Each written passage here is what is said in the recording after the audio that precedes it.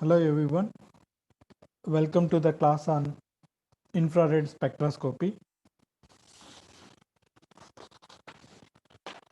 Today we have seen vibrational frequencies for different functional groups. Now we will continue our discussion.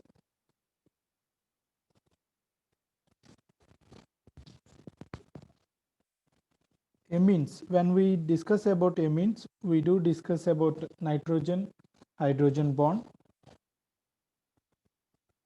If it is monosubstituted amine, it is having two hydrogens on nitrogen.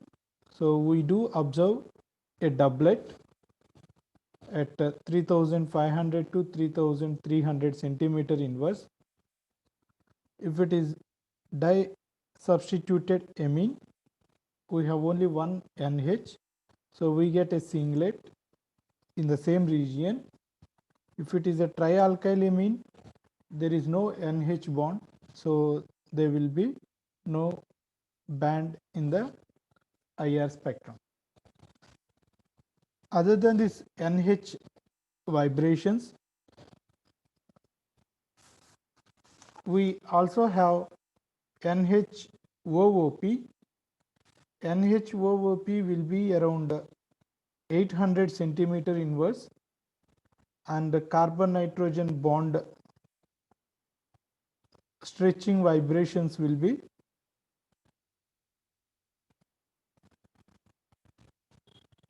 around 1350 to 1000 centimeter inverse. So it is similar to carbon oxygen bond. Now when we look at the nitriles, carbon nitrogen bond is a strong bond in nitriles. So we observe C triple bond N at 2250 centimeter inverse. So C triple bond C, it is 2150. C triple bond N, it is 2250 centimeter inverse. Similarly, we get isocyanates. We get a broad peak for isocyanate at 2270 centimeter inverse. A similar molecule is thioisocyanate.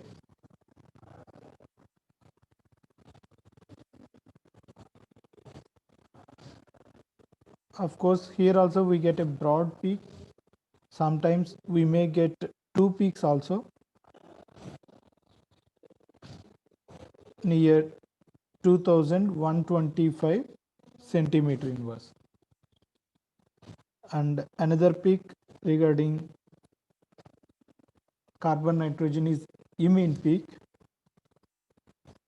Imine peak, it is similar to alkene. It is similar to alkene. So we do observe this peak at around 1690 to 1640 centimeter inverse.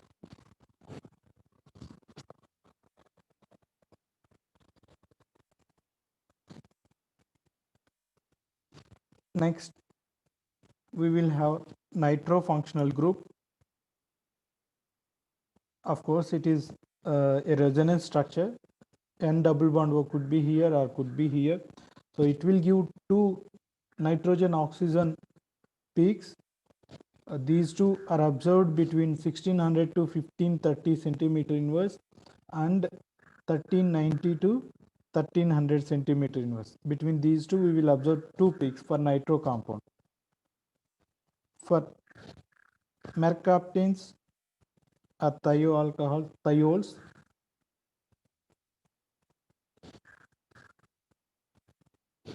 mercaptans will give a peak at 2550 centimeter inverse. So identification of mercaptans, the sulfur hydrogen bond is even easier because we don't have any other stretching vibration in this region like C triple bond C or C triple bond N. Mercaptans can also be easily identified in IR spectroscopy. And we have sulfone, sulfur oxygen double bonds. Sorry, this is sulfoxide or S double bond O or sulfoxide. Sulfoxide, we are talking about sulfur oxygen bonds. So in sulfoxide, it is around 1050 centimeter inverse. In sulfones, that means 2 S double bond O, it is around 1300 and 1150 centimeter inverse. Because we have 2 S double bond O, we will get 2 peaks. In sulfonyl chlorides,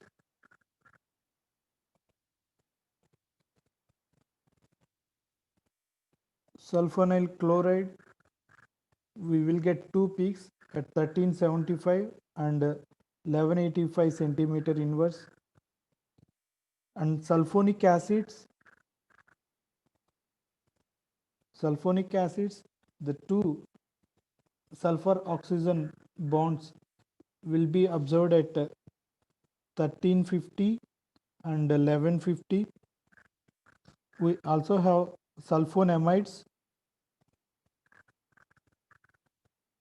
This is sulfonic acid. This is sulfonamide. Sulfonamide, we observe the two sulfur oxygen bond vibrations at 1325 and 1140 centimeter inverse. And finally, we have sulfonic esters. This we will observe at 1350 and 1175 centimeter inverse.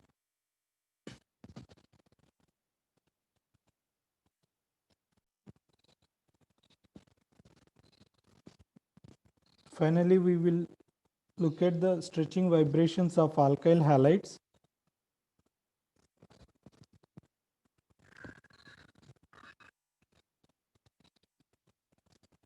Among the alkyl halides, fluorine forms the strongest bond with carbon. So RF stretching vibration will appear at 1400 to 1000 centimeter inverse.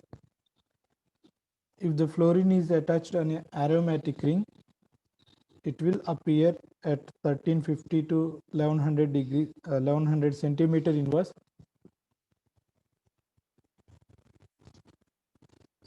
Similarly, sp3 hybridized carbon bromine bond. First we will discuss about chlorine.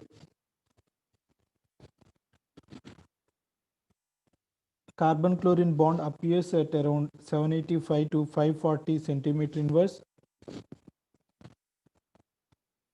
The same carbon chlorine bond appears at 739 centimeter inverse in dichloromethane. In chloroform, the carbon chlorine bond vibration is observed at 759 centimeter inverse. In carbon tetrachloride, the same carbon chlorine vibration is observed at 785. So you can see the variation. With increasing number of chlorines, the carbon chlorine bond stretching is also increasing. Similarly, chlorine on an aromatic ring will appear at 1300 to 1230 centimeter inverse.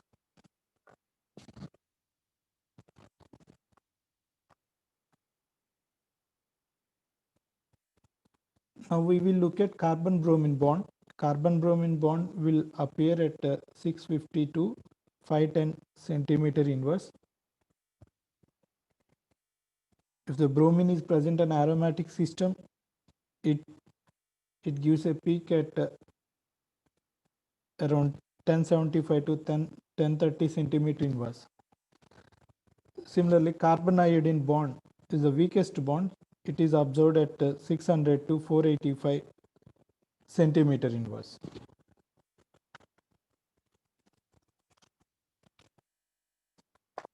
So for whatever we have discussed, these are all called fundamental vibrations in IR spectroscopy.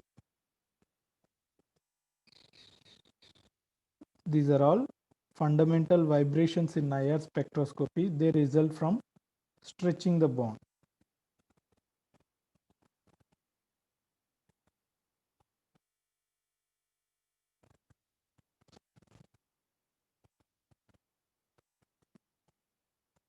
Not only, yeah, and one more important point, all the stretching bonds are strong bonds. All the stretching bonds are strong bonds in the sense their peaks will have high intensity.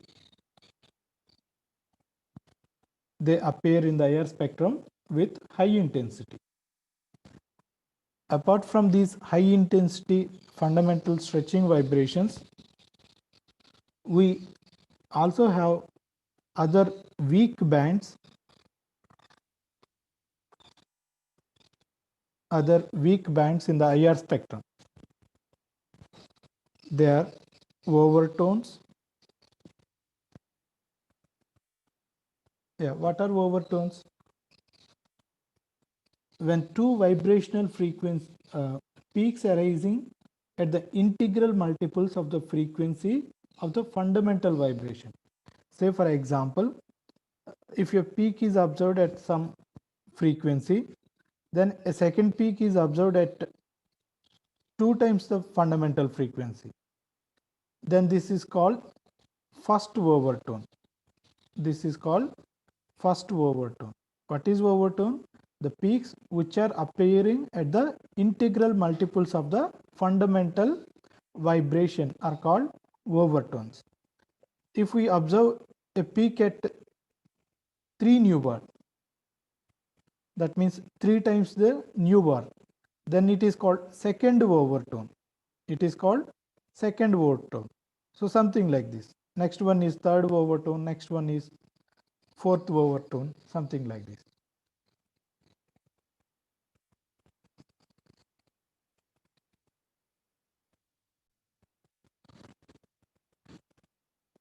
Now we will see combination band.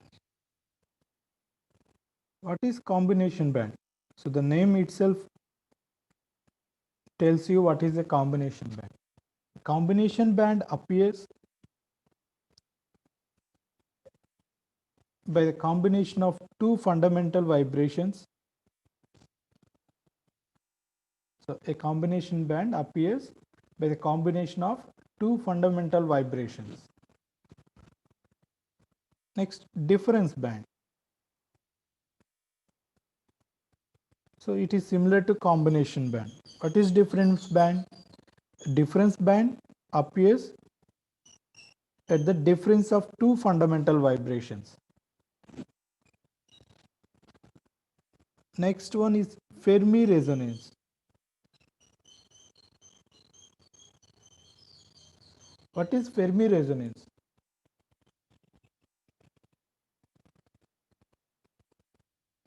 When a fundamental vibration, for example,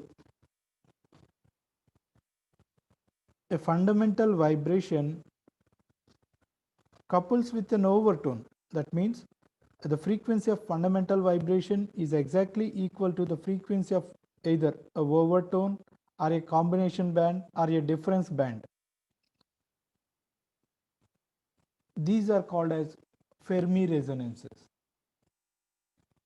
Okay, when a fundamental vibration is coupled with a overtone or a combination band or a difference band, then these are called as Fermi resonances. Now I will tell you about the range of IR spectrum. IR spectrum is generally ranging from 400 or 500 centimeter inverse to 4000 centimeter inverse. Among this, it is divided into the IR peaks will appear like this. It is divided into two regions. One is between 400 or 500 to 1500 centimeter inverse, which is called as fingerprint region.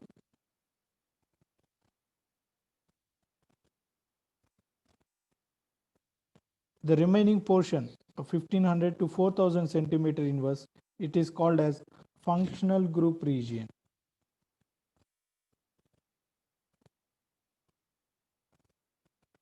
What is this functional group region?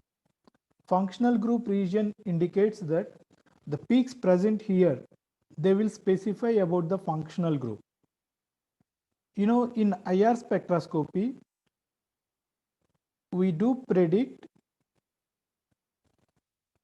only the functional group present in the molecule.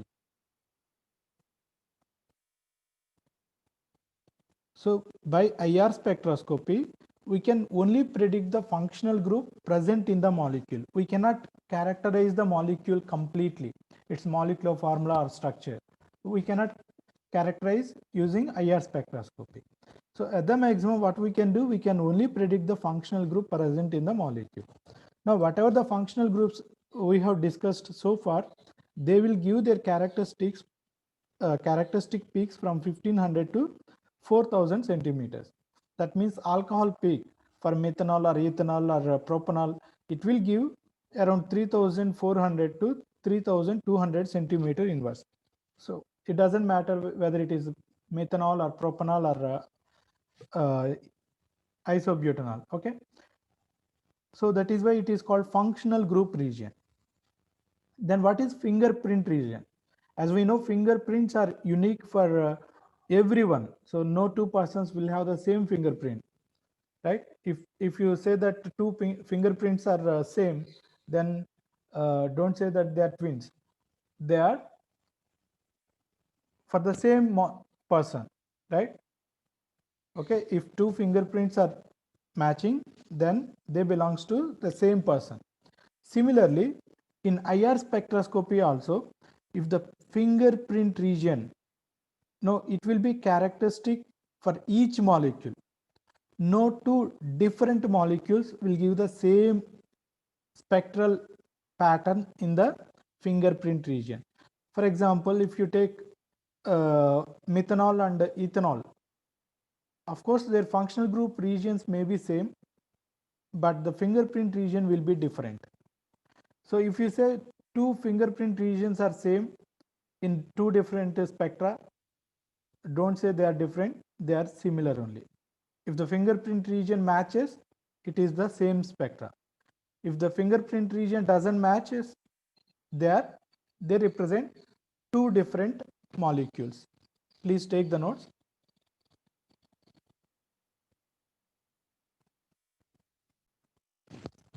We will discuss about the fingerprint region taking three examples. 1,2 dimethylbenzene, ardoxylene, metaxylene, and paraxylene. The functional group present in this is the CH3, that means carbon sp3 hybridized carbon hydrogen bond, then sp2 hybridized carbon hydrogen bond, then carbon carbon double bond. So the functional groups in all the molecules, it is same. That means we will get sp3 hybridized carbon hydrogen bond around 2800 to 3000 centimeter inverse. At the same time, we do get sp2 hybridized carbon hydrogen bond at around 3100 centimeter inverse.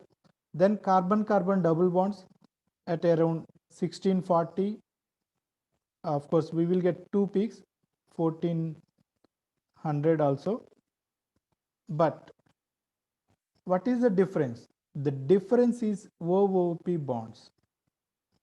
What is the difference? Difference is out of plane bending vibrations, right? For the ortho, it will give single peak at ortho, it will give single peak at 750 centimeter inverse. For meta, it gives three peaks. It gives three peaks at 690, 780, 880. For para, again it gives a single peak at greater than 800 to 850 centimeter inverse. That means these functional groups, the functional group region is same for all these three molecules. But when we look at the fingerprint region,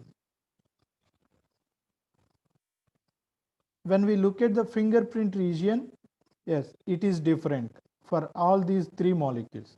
So from this discussion, what we can say, if two fingerprint regions are same, they belongs to the same compound. If two print regions are different, we can say the two molecules are different. But remember, we cannot completely predict the structure from IR spectroscopy. We can only say about the functional group, and if two spectra were given, we can say whether they are same or different. So that is the only information that we can get from IR spectra.